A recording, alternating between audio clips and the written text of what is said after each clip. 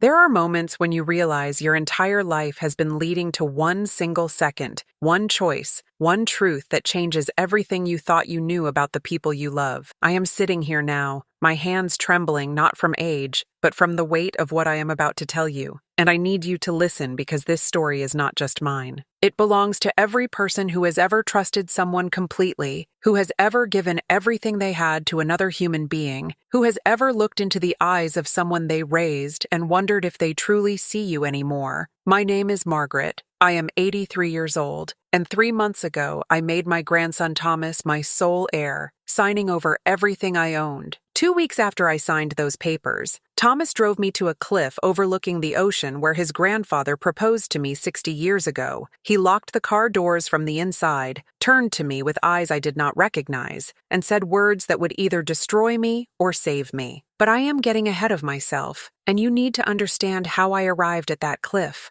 How a woman who once remembered every birthday, every anniversary, every small detail of her family's lives came to forget her own name some mornings. The forgetting started small, like it always does, so subtle that at first I thought everyone experienced these little slips, these tiny fractures in the smooth surface of memory. I would walk into a room and stand there, my mind completely blank about why I had come, my hands hanging useless at my sides while I stared at familiar objects that suddenly seemed arranged by a stranger. The coffee maker I had used every morning for 15 years looked alien, its buttons and settings incomprehensible, and I would stand there feeling panic rise in my chest, wondering how to make it work, how to perform this simple task I had done thousands of times before. I would start to tell my daughter Rebecca a story about her childhood, about the time she fell off her bike and scraped her knee, and I carried her home singing her favorite song to distract her from the pain. And halfway through, I would realize I had told her this exact story just an hour before, watching her face arrange itself into patient listening, while her eyes held something else. Something that looked like grief, mixed with frustration, mixed with the early stages of giving up on me. I began writing notes to myself, little papers scattered throughout the house like a trail of breadcrumbs trying to lead me back to myself. Take medication at 9. Rebecca visits on Thursday. Water the plants. Turn off the stove after cooking. Lock the door before bed. Simple things. Tasks so basic that writing them down felt like admitting defeat, like accepting that my brain could no longer be trusted with the fundamental operations of staying alive. But then I would find these notes and not recognize my own handwriting, the loops and curves that had been uniquely mine for 8 decades suddenly looking like they belonged to a stranger, and I would hold them up to the light as if they were coded messages from another lifetime, from some other Margaret who still had her mind intact. The worst part was not the forgetting itself, but the awareness of forgetting, the horrible clarity with which I could observe my own deterioration, watching myself disappear like a person slowly fading from a photograph. My husband John had been gone for 5 years when the forgetting became undeniable, when I could no longer pretend it was just normal aging or stress or not sleeping well. 5 years since the heart attack that took him in the middle of the night. 5 years since I woke up to find him cold beside me. 5 years of learning to live alone in a house built for 2. And some mornings, I would wake up reaching for him, my hand finding only cold sheets and empty space, and the devastating realization that I could not quite remember his face anymore, could see the outline of him, the shape of his presence, but not the details that made him him. I could not remember if his eyes were blue or gray, could not recall the exact sound of his laugh, could not picture the way his hands looked holding a book, or the expression he wore when he worked in the garden. These details that had been as familiar to me as my own face were dissolving, and I felt like I was losing him all over again, this time piece by piece, memory by memory, until soon there would be nothing left of our 60 years together but empty space and vague impressions. The doctors said it was Alzheimer's, said it kindly, gently, as if soft words could cushion the blow of knowing your mind is betraying you one synapse at a time. I remember sitting in that sterile office with Rebecca beside me, her hand tight on mine, listening to a man in a white coat explain my future as if he were describing the weather forecast, calm and clinical and utterly certain. He used words like progressive and irreversible and cognitive decline, words that landed like stones in my chest, each one heavier than the last. He showed us brain scans with dark patches that supposedly indicated deterioration,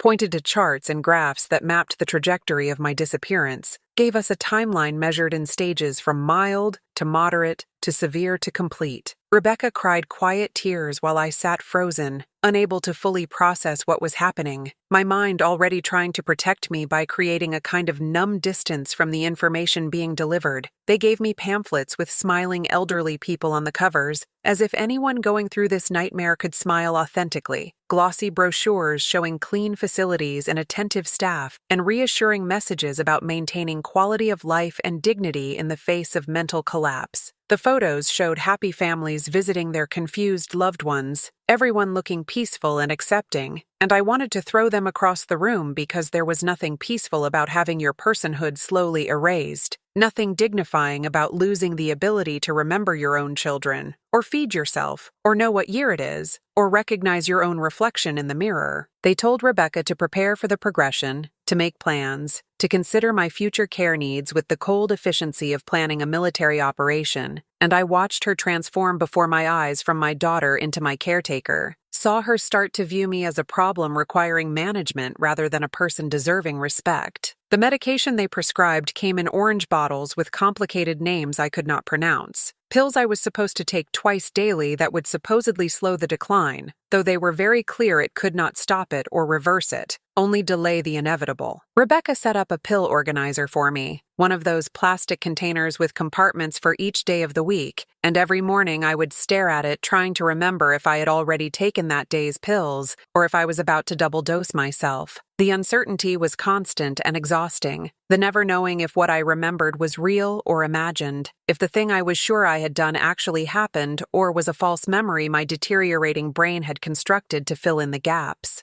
I started to distrust everything, every thought and recollection and impression, because how could I believe my own mind when that mind was actively falling apart? Rebecca tried her best. I know she did, but watching your mother disappear while her body remains is a particular kind of torture that I would not wish on anyone. She would visit every weekend, arriving with forced brightness and determined cheerfulness, her smile too wide, and her voice too loud, as if volume could somehow penetrate the fog surrounding my brain. She would ask me the same questions over and over to test my memory. What year is it? What season? Who is the president? When is your birthday? And I could see her mentally cataloging my failures, marking each forgotten name or confused date as another step toward the inevitable. Her face would do this thing when I got an answer wrong, this tiny flinch she tried to hide but could not quite manage, and I saw in that flinch the death of her hope, the acceptance that I was truly leaving her piece by piece. She brought her children, my grandchildren, but they were teenagers with their own lives, their own dramas and concerns, and I could feel their discomfort radiating off them like heat. They would hug me stiffly, sit on the edge of the couch ready to flee,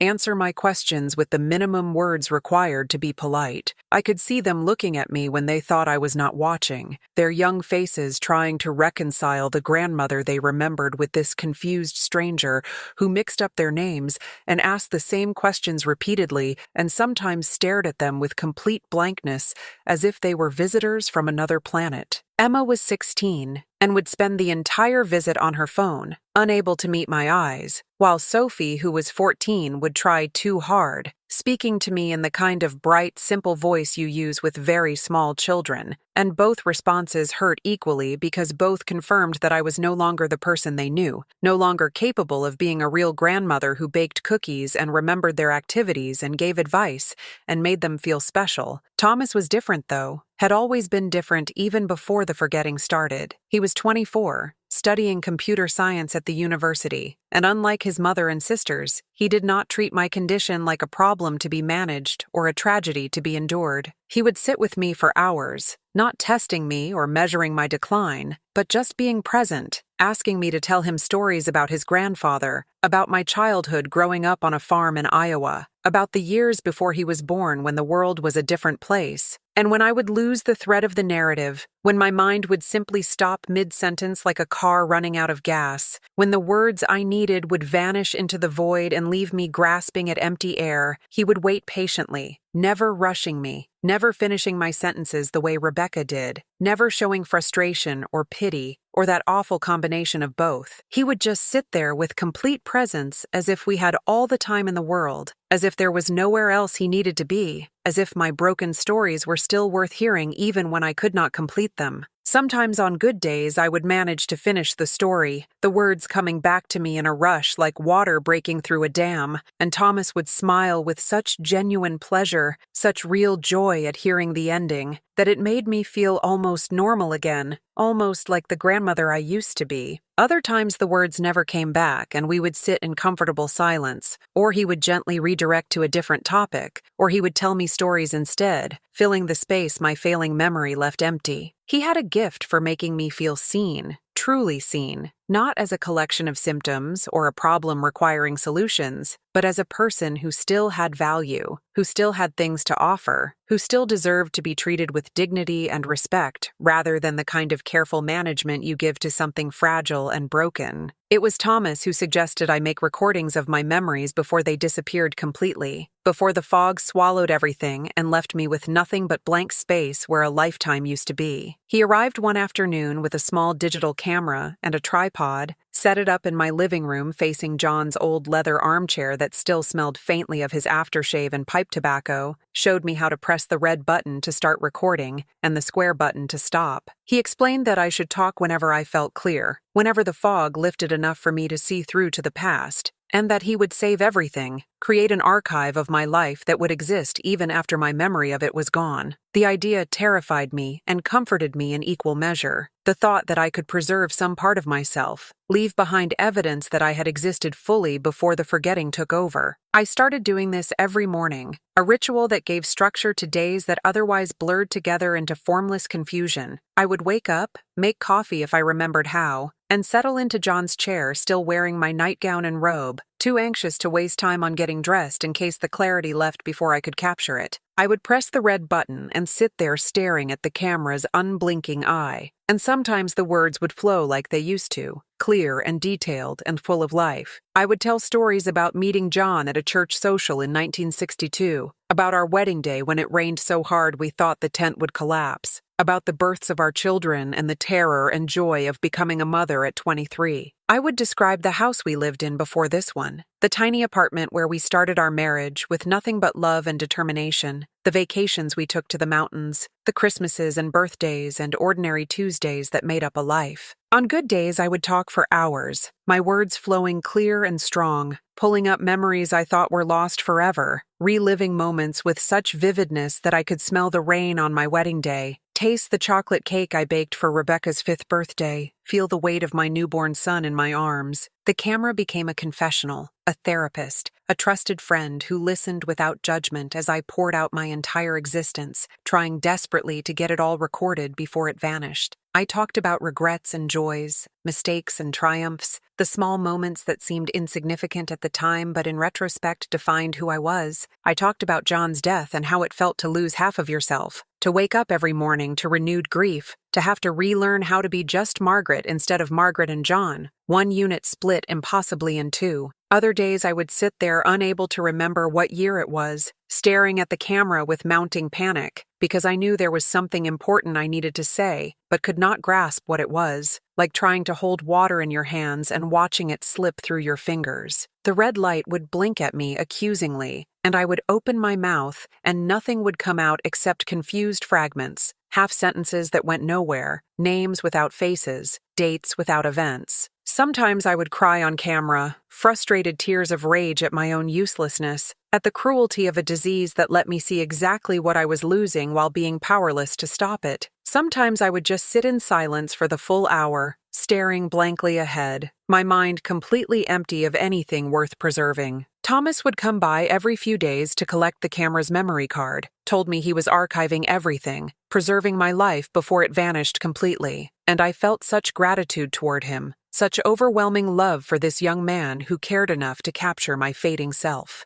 6 months into my diagnosis, Rebecca started talking about facilities, and the word itself made my blood run cold, made my hands shake, and my heart race with pure animal terror. She would arrive with brochures showing cheerful rooms painted in soft pastels and smiling staff members in crisp uniforms, and residents engaged in activities like puzzle building and gardening, places with names like Sunset Gardens and Memory Lane and Peaceful Pines that tried to pretty up the reality of what they were, warehouses for people whose minds had abandoned them, holding cells where families could store their inconvenient elderly and visit on holidays with guilt-heavy gifts and relieved departures. She explained it logically, reasonably, her voice calm and measured as if she were discussing a vacation destination rather than the place I would go to die. She said she could not provide the level of care I would soon need, that her job was demanding, and her own children needed her attention, that these places had trained professionals who knew how to handle people like me, that I would be safer there with 24-hour supervision and medical staff on site and security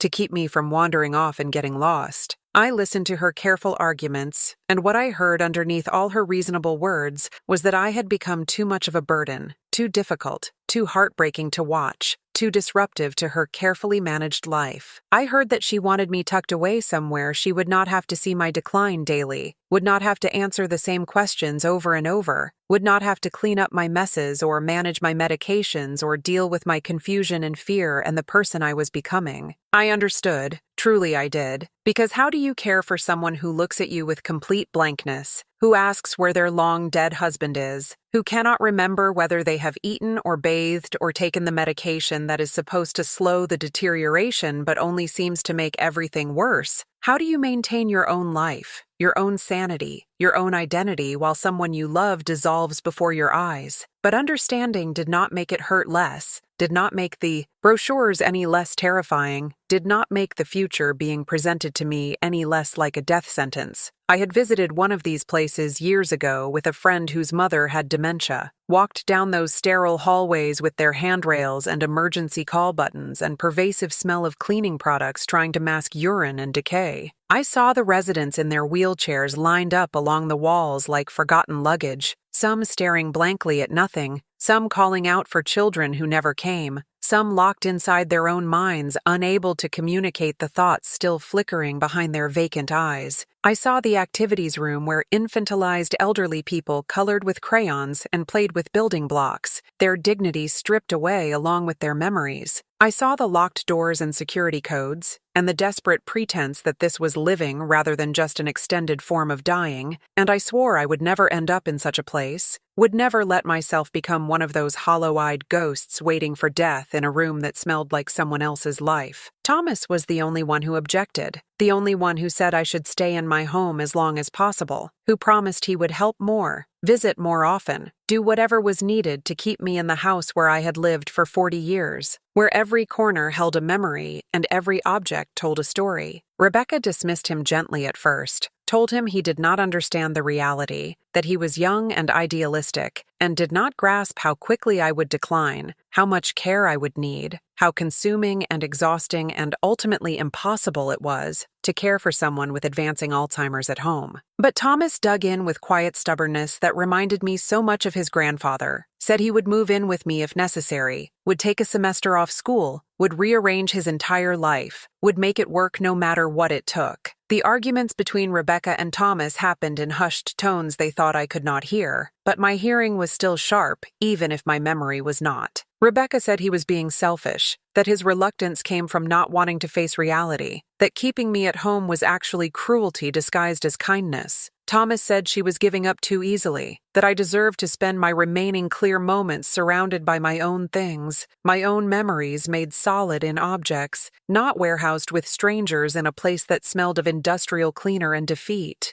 I listened to them fight over my future and felt like a child again, powerless, my life being decided by others while I sat mute and confused in the corner. Then one night Thomas came to me alone, sat across from me at the kitchen table, and asked me directly what I wanted. It was such a simple question, but no one had asked me in months. They had all been so busy planning and preparing and protecting me that they forgot I might still have preferences, might still have some agency over my own existence. I told him I wanted to stay home, wanted to wake up in the bed I had shared with John, wanted to see the garden I had planted, wanted to die if it came to that in a place that still held echoes of who I had been, and Thomas nodded and said he would make it happen. If you are watching this and you have a loved one disappearing into the fog, if you are the one doing the forgetting, if you know the particular terror of waking up lost in your own life, I want you to do something for me right now. I want you to go to the comments and write these exact words. I am not alone in this darkness. Just those 6 words. Write them down there and know that by doing so,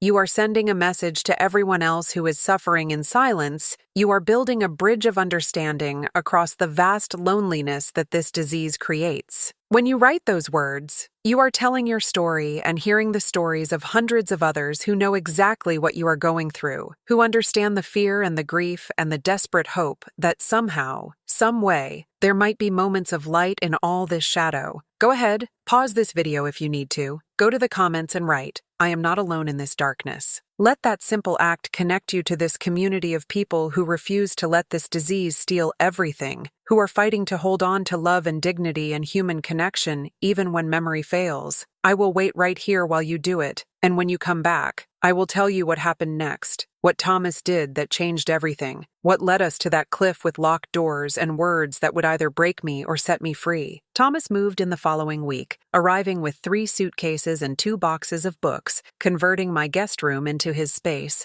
rearranging his entire life around my deteriorating mind with a matter-of-fact practicality that left no room for second-guessing or dramatic pronouncements. Rebecca was furious. Showed up unannounced the day after he moved in and had a screaming fight with him in my kitchen while I sat at the table pretending not to hear, their angry voices washing over me in waves. She told him he was throwing away his future, that this was not his responsibility, that he was too young to chain himself to a dying woman's sinking ship, that he would regret this decision when he was 30, and his friends were established in careers while he was still cleaning up after a grandmother who did not even recognize him. Thomas just smiled that patient smile of his and said some things mattered more than a degree or a career timeline, that family took care of family, that he could finish school later, but he could not get this time with me back once I was gone. He established routines for us, simple structures that helped me navigate the confusion that now defined my days. Every morning at 7, he would make coffee, the smell of it pulling me from sleep, and we would sit together at the kitchen table while he told me the day, the date, who we were to each other, grounding me in reality before it slipped away again into fog and uncertainty. He made a poster board with photos and names, pictures of Rebecca and her children, of John smiling in the garden, of Thomas himself as a baby and a child and a teenager, with labels identifying each person and their relationship to me. He would point to each photo and I would practice saying the names, trying to cement the connections in my failing brain. And on good days, I could get most of them right, could feel a spark of recognition when I looked at Emma's face, or remembered that Sophie played volleyball. He would show me old family photo albums, quiz me gently on names and relationships without making it feel like a test, celebrate when I remembered and comfort me when I did not. He cooked meals I recognized from my childhood, pot roast and mashed potatoes and green beans the way my mother used to make them,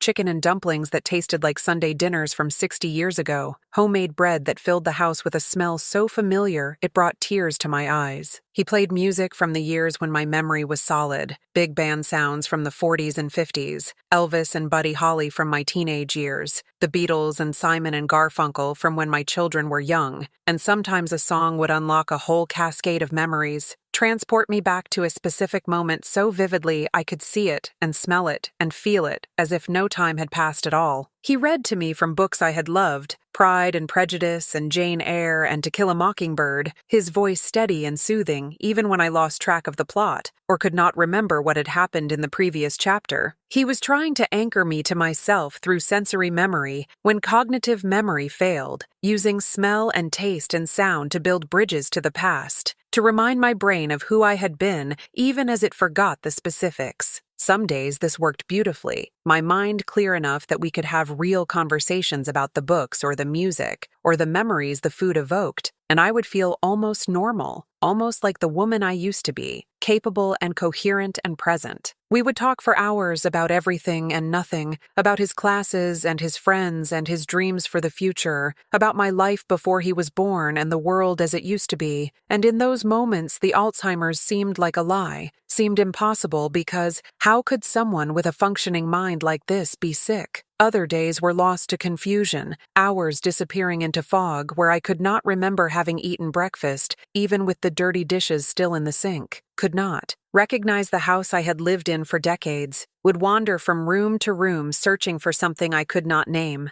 driven by an urgency I could not explain. I would call Thomas by his dead father's name and ask when we were going home, panic rising in my chest because nothing looked familiar, because I was lost in my own life. I would forget that John was dead and ask where he was, why he had not come home from work yet, should I start making dinner, and watching Thomas explain gently that John had been gone for 5 years was like hearing it for the first time every single time, fresh grief blooming in my chest with the devastation of new loss. The worst days were when I forgot Thomas entirely, when I would wake up in the dark hours of early morning terrified to find a strange man in my house, would scream and cry and lock myself in my bedroom, would call the police and try to get them to remove this intruder, who I was certain meant me harm. He would stay calm through my terror, speaking softly through the bedroom door, showing me photos of us together under the crack, explaining over and over who he was, that he lived here, that he was my grandson, that I was safe, that he loved me and would never hurt me. Sometimes it would take hours for something to click, for recognition to surface through the fog of fear, and I would unlock the door to find him sitting on the floor in the hallway, patient and worried and exhausted, and I would collapse in shame and apology, horrified by what I had become, by the pain I was causing this beautiful young man who deserved so much better than to be screamed at by his own grandmother in the middle of the night. He never showed anger, never lost patience even when I woke him for the 3rd time in a week believing he was a stranger, never made me feel like the burden I absolutely knew I was. He just held me while I cried and told me it was okay, that he understood, that this was not my fault, that the disease was doing this, not me, that he was not going anywhere no matter how bad it got, no matter how many times I forgot him or accused him or made his life difficult. I did not understand why he was doing this, could not comprehend why a young man in his 20s with his whole life ahead of him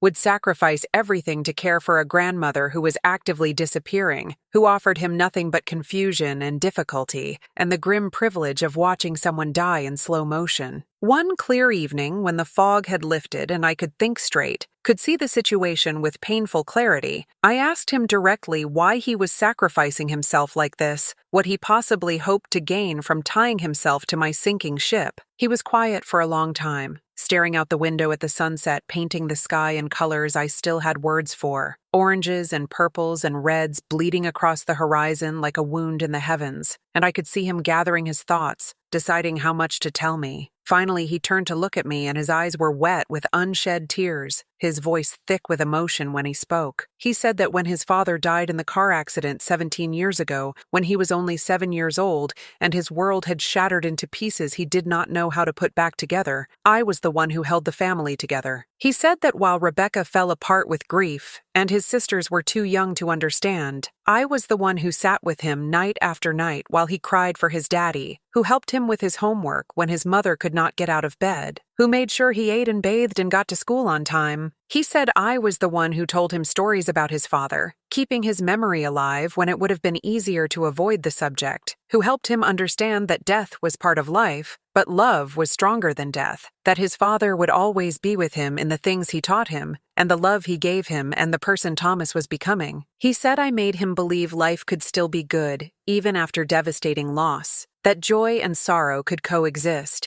that grief did not mean the end of everything, but rather a transformation into something different, but still worth living. He said I saved him during the darkest period of his life, gave him hope and stability and unconditional love when everything else was chaos and pain, and now it was his turn to hold me together while I faced my own kind of death, my own slow dissolution. He said he owed me more than he could ever repay, but more than that, he loved me, purely and simply. And you do not abandon people you love just because it gets hard, just because the situation is hopeless, just because watching them disappear breaks your heart a little more each day. Months passed in this strange new rhythm, good days scattered among bad ones, moments of clarity breaking through the fog like sunlight through clouds. Thomas documented everything, not just my video recordings, but daily notes about what I ate, what I remembered, which stories I told, building an archive of my decline with the thoroughness of a researcher. Sometimes I would catch him watching me with an expression I could not read, something intense and focused that seemed like more than just concern. But when I asked about it, he would smile and change the subject. Rebecca visited less frequently, the distance between her and Thomas grown into a chasm neither seemed willing to bridge, and when she did come, she would inspect the house,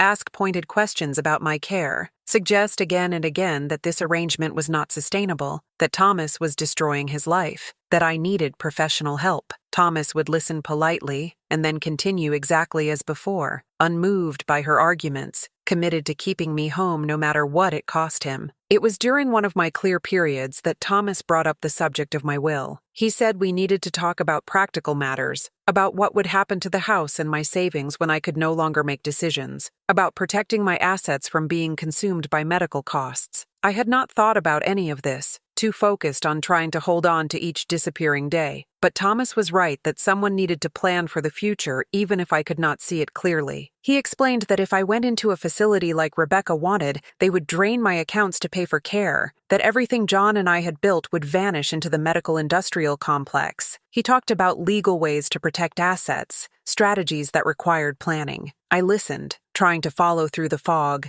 and I trusted him because he had proven himself trustworthy, had given up his own life to preserve what remained of mine. Thomas suggested I put everything in his name, make him my sole heir with complete power of attorney over my finances and medical decisions, and he promised he would use this power only to protect me, to ensure I could afford whatever care I needed when the time came, to preserve something to pass on to Rebecca and the other grandchildren when I was finally gone from this world. It made sense in the way he explained it, his voice calm and logical and utterly reasonable, laying out scenarios and solutions with the confidence of someone who had researched every option thoroughly, who had thought through every possible outcome and planned for each contingency. Rebecca would oppose it, he said matter-of-factly, would see it as him taking advantage of my condition, exploiting my confusion for personal gain, but he assured me this was the only way to keep the vultures from picking my estate clean, the only way to maintain any control over my own fate instead of becoming a passive victim of a system designed to extract every resource from the vulnerable. I had moments of doubt, small voices in the back of my crumbling mind whispering warnings that this seemed too convenient, too perfect, too much like the plot of a movie where the trusted caregiver turns out to be a villain. But I pushed those voices away, dismissed them as paranoia or confusion or the disease making me distrust everyone, including people who had proven their love beyond any doubt. I wanted to believe that someone in my family was acting purely out of love rather than obligation or fear or the cold calculus of burden management. I wanted to believe that Thomas was different, that his motives were pure, that I had at least one person in my life who saw me as worthy of sacrifice rather than a problem requiring a solution. And maybe I was foolish to want this so badly that I ignored the warning signs, or maybe there were no warning signs at all, and my later doubts were just the paranoid whispers of a mind that could no longer trust itself to know truth from fiction. We went to a lawyer on a Thursday morning, Thomas and I, driving to an office downtown in a building I did not recognize, though he assured me we had been there before for John's will. The lawyer was a thin man with gray hair and kind eyes who spoke to me slowly and clearly, the way you speak to someone who might not understand, and I resented it even as I appreciated it because yes, I needed things explained simply now, needed extra time to process information, needed patience that most people were not willing to give. He had me sign paper after paper after paper, each one placed in front of me with a careful explanation of what it meant, making me my sole heir, granting him complete control over my finances, my property, my medical decisions, essentially giving him the power to do whatever he wanted with everything I owned. The lawyer asked multiple times if I understood what I was signing, spoke slowly and clearly as if I were a child, making me repeat back the key points, documenting my competency for the record in case anyone later challenged the validity of these documents. I said yes because in that moment I did understand, could see the logic even through my confusion, could follow the reasoning that this was protection rather than theft, security rather than exploitation.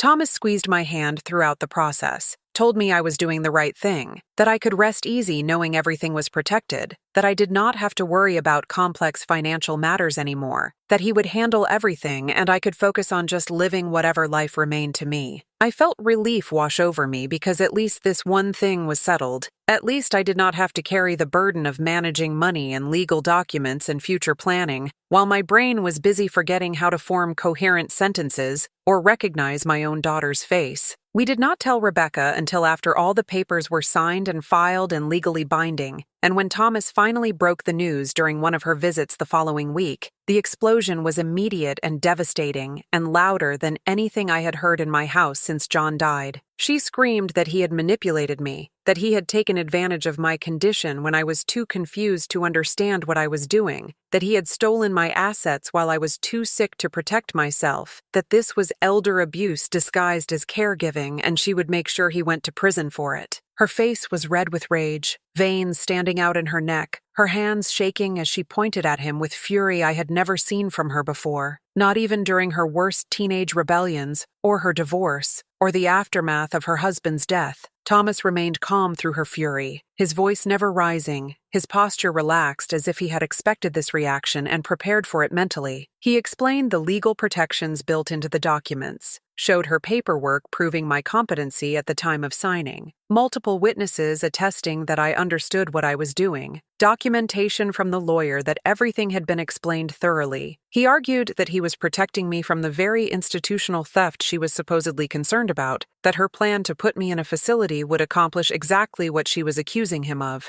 draining my estate to enrich corporations rather than preserve something for family. He said if she really cared about my well-being rather than her own future inheritance, she would see that keeping me home with family providing care was infinitely better than warehousing me with strangers who would never love me, never know me, never treat me as anything more than a billing code and a medication schedule. Rebecca did not believe him, could not or would not believe him, saw only betrayal and greed, where Thomas insisted there was love and protection. She looked at me then, and I could see her trying to assess how much of me was still there. She asked if I knew what I had done, if I understood that I had signed over everything to Thomas. I told her yes, that Thomas was protecting me, but she interpreted this as proof of my incapacity, evidence that I had been manipulated. She looked at me with profound sadness, as if I had already died and she was mourning my absence. She left that day and did not return, told me she loved me but could not watch Thomas destroy our family, that when I finally saw the truth, it would be too late. Days later, a letter arrived where she wrote that she had consulted lawyers and reported everything to Adult Protective Services, but they found no evidence of mistreatment. She said when the truth came out, she would be there to help. I read that letter over and over, each time feeling fresh confusion and pain at accusations against Thomas, who had been nothing but kind. 2 weeks after I signed those papers, Thomas told me he wanted to take me somewhere special, a place that held meaning for both of us. He helped me into the car, and we drove north along the coastal highway, the ocean appearing between cliffs and trees. I felt memory stirring, something familiar about this route. Thomas drove in silence, tension in his shoulders suggesting this was more than a pleasant drive. He said we were going somewhere I would remember, somewhere we needed to be alone to talk. The words sent a chill through me, though I could not articulate why. We climbed higher, the road narrowing, civilization falling away until it was just us and the ocean and the cliffs. We arrived at the overlook as the sun began its descent, painting everything in golden light. I had not been back here since John died, but as we arrived, fragments of memory surfaced. I remembered standing here at 22 in a yellow dress, John on one knee with his grandfather's ring, saying yes while the sun set. Thomas parked facing the view, and we sat watching the water, and I felt something heavy and inevitable moving into place. The light was changing, gold deepening to orange to red, and I thought about how this spot witnessed the beginning of my adult life, and now seemed poised to witness something else. Thomas turned off the engine, and silence became absolute except for muffled waves. Then he reached over and locked all the doors, each lock clicking sharp and final. My heart began to race with fear I could not name. Thomas turned to look at me, eyes holding mine with intensity that made me want to look away, but I could not. He said my full name, Margaret Elizabeth Harrison, and his voice was different, harder. He said we needed to talk, really talk, and I needed to try very hard to stay present, to follow what he was about to tell me, because it was the most important conversation we would ever have, and my future depended on understanding it completely. I want to stop here for just a moment and ask you something. Really ask you, person to person, human to human, someone who has lived through impossible circumstances to someone who might be living through their own impossibilities right now. If these stories speak to you, if you see yourself or your loved ones in what I am sharing, if you have found even a moment of understanding or comfort, or the relief of knowing you are not alone in the darkness,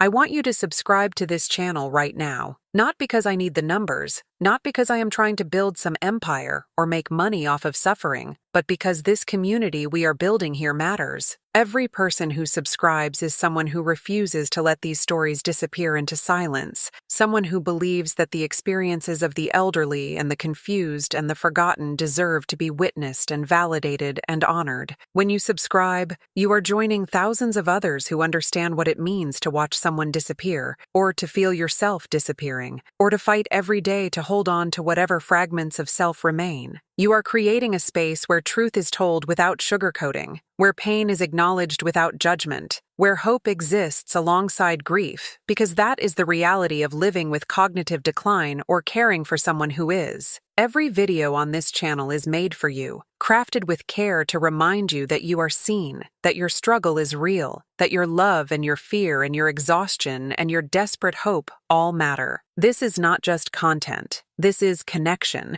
real human connection in a world that often treats the elderly as disposable and treats cognitive decline as something to hide rather than something to face with courage and community. Hit that subscribe button right now and become part of something bigger than any individual story, bigger than any single experience of loss or confusion, or the terrible beauty of loving someone whose mind is leaving even as their body remains. You deserve a place where people understand, where you do not have to explain or justify or pretend everything is fine when it is not. You deserve stories that reflect the complexity of your reality, that honor both the pain and the moments of grace, that refuse to reduce this experience to inspirational platitudes or comfortable lies. Subscribe now and you will never face another day feeling like you are the only one going through this, because you are not. You have never been, and this community is here to prove it to you every single week with new stories, new voices, new reasons to believe that even in the hardest moments, there is connection and meaning and the fierce, defiant love that keeps us fighting when logic says to give up. Thomas told me to take a deep breath, to focus on his words with every ounce of concentration I could muster, to fight through whatever fog clouded my thoughts, and really hear what he was about to say. Then he said something that made absolutely no sense. Words that seemed to come from another language, another reality, another universe entirely. I was not sick. He said I did not have Alzheimer's, had never had Alzheimer's, that every symptom I had been experiencing for the past 8 months, every moment of confusion and terror and grief over my disappearing mind, was manufactured, deliberately created, a performance I had been tricked into giving by someone who wanted to destroy me. I stared at him, my mouth open, unable to process what he was saying, because of course I had Alzheimer's. The doctors had diagnosed me. I had the brain scans showing damage. I had the prescriptions. I experienced the forgetting every single day, lived inside the terror of my dissolving mind, felt myself disappearing piece by piece. Thomas shook his head slowly, his eyes never leaving mine, and said the doctors were not real doctors. The clinic Rebecca took me to was run by people who specialized in false diagnoses for families who wanted to take control of elderly relatives' assets, who created convincing medical theater complete with fake equipment and falsified test results for anyone willing to pay their fees. He said the brain scans I had seen were not mine, just stock images of diseased brains they showed to every victim to make the diagnosis seem legitimate. He said the pills I took every day, the ones that were supposed to slow my cognitive decline, were not medication, but drugs specifically designed to cause confusion and memory problems in healthy people, a cocktail of substances that would make anyone, regardless of age or mental state, experience exactly the symptoms I had been living with. He said Rebecca had orchestrated the entire thing, had been slowly poisoning me for months to create symptoms that would justify having me declared incompetent, had paid thousands of dollars to the fake clinic for medical reports that would stand up to casual scrutiny, had set up this elaborate scheme to take control of my money, and put me in a facility where I would be medicated into oblivion for whatever remained of my life. He said she needed money desperately, had debts I knew nothing about, had made financial decisions that left her on the edge of bankruptcy, and my estate worth almost $2 million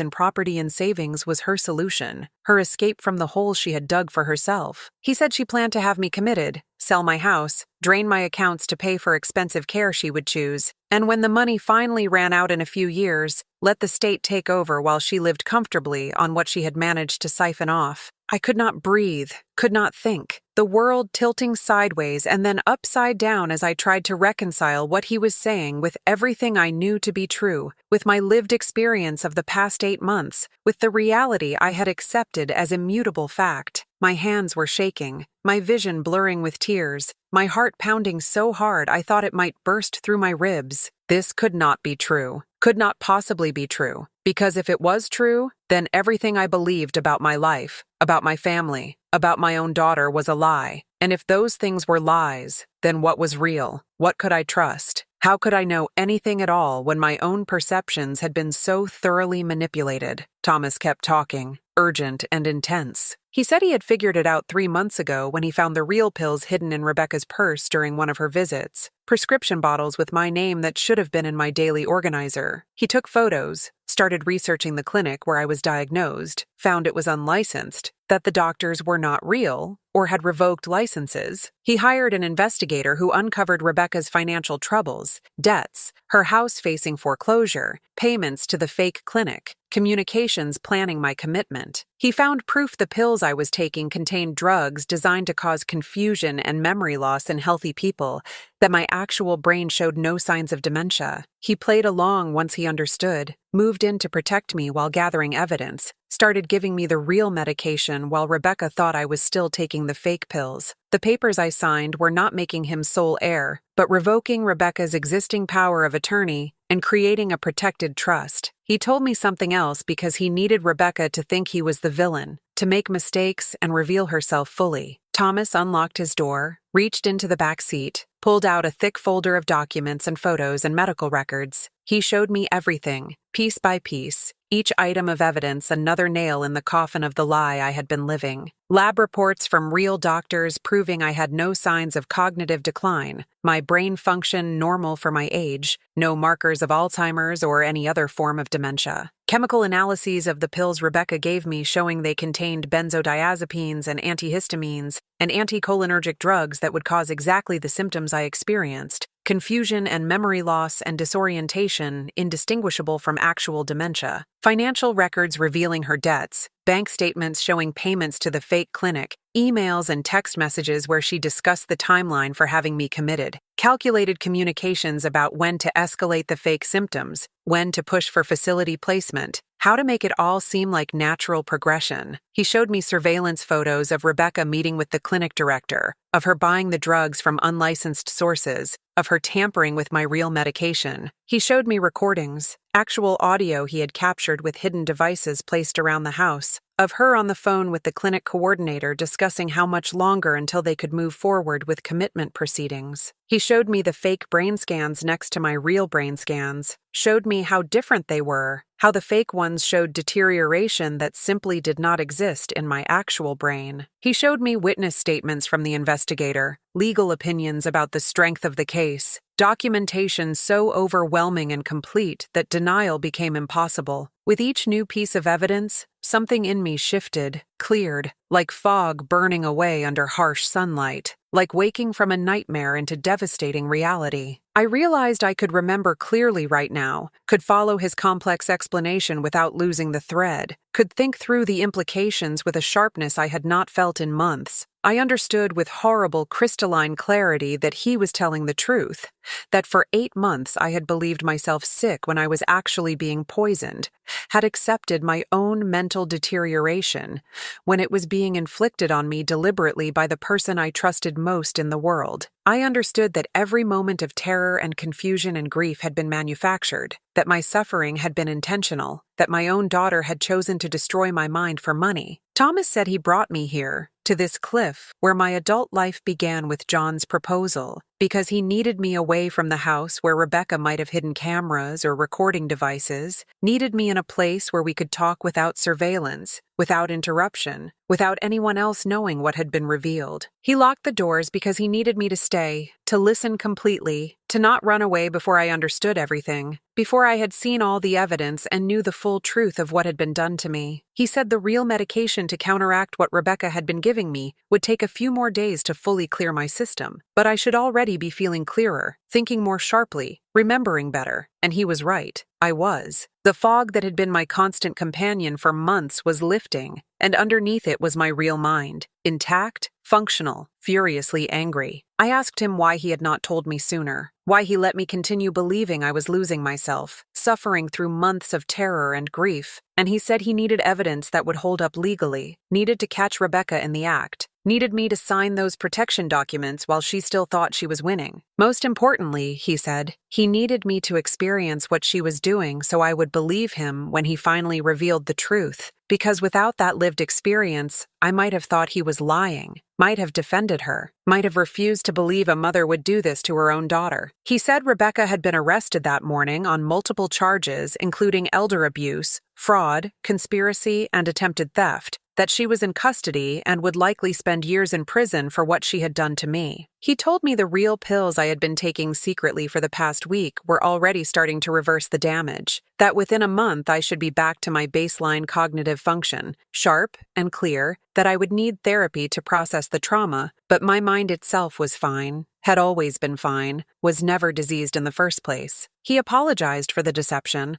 for letting me suffer even one day longer than necessary, but said there was no other way to protect me completely, to ensure Rebecca could never do this to me or anyone else again, to build a case so airtight she could not escape justice. He unlocked the doors then, said I was free to leave if I wanted, free to hate him for the methods he used even though the goal was protection, free to decide what came next now that I knew the truth of what had been done to me and what he had done to save me from it. I did not leave the car. I sat there staring at the ocean, at the same view I had gazed at 60 years ago when John asked me to marry him, and I believed the future held nothing but promise, and I tried to understand how my life had led me here, to this moment of complete betrayal by my own child, and unlikely salvation by my grandson. I thought about all the months I believed I was forgetting, all the terror and shame and grief I experienced thinking my mind was betraying me, and I felt rage so pure and hot it burned away every other emotion, left me hollow and clean and fundamentally changed from who I had been that morning. The next days were strange, my mind growing clearer hour by hour as the drugs left my system, real memories returning sharp and detailed, the fog dissipating until I could think and reason and remember like I used to. I started to see all the small ways Rebecca had manipulated me, the leading questions, the fake concern, the constant suggestions that I was worse than I actually was, building a narrative of decline that I accepted because why would I doubt my own daughter? I saw how she had isolated me from friends, controlled information, created an environment where her version of reality was the only version I had access to, and I understood that if Thomas had not intervened, I would be in a facility right now, heavily medicated, never knowing the betrayal came from inside my own family. Rebecca's trial happened 6 months later. I attended every day, sitting in the front row where she could see me, where she had to face what she had done. The prosecution presented overwhelming evidence and my testimony about what I experienced, how it felt to believe I was losing my mind when I was actually being attacked. The jury convicted her on all counts. The judge sentenced her to 12 years in prison, and when I heard those words, I felt nothing, no satisfaction, no vindication, just emptiness where love for my daughter used to live. Thomas and I live together now, not because I need care, but because we have become partners in this strange new life. He finished his degree online, started a nonprofit focused on elder abuse prevention. I speak at conferences and support groups, tell our story to help others recognize the signs of exploitation. My mind is fully recovered, sharp and clear, more precious to me now because I know how easily it can be taken away. I have normal lapses like anyone my age, but they are just that, normal. not signs of disease or poisoning. The truth is that sometimes what looks like disease is actually crime. What appears to be natural decline is actually deliberate destruction, and we must be willing to question, to investigate, to believe that evil can wear the face of family. If you or someone you love is experiencing cognitive symptoms, get multiple opinions from independent doctors, investigate thoroughly, do not assume family members have pure motives. Trust, but verify,